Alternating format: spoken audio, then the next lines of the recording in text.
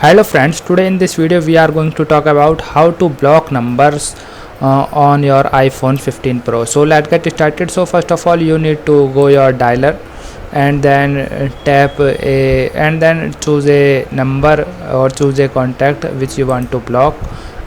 Just when you tap on it, you can see a option of block this caller which is at the bottom of the screen. Just tap on it. When you tap on it, here you need to click on block contact to confirm. Okay, when you tap on it, you can see your contact has been blocked. Okay, and the second method is go to your settings and then go to the phone.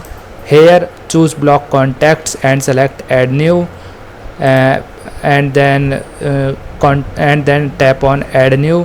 When you tap on add new, you can see all your contacts. Pick the contact you did like to block to complete the process, and you can see here your contact is blocked. So that's all in this video. I hope you like this video. If you like this video, then please hit a like button. Thank you.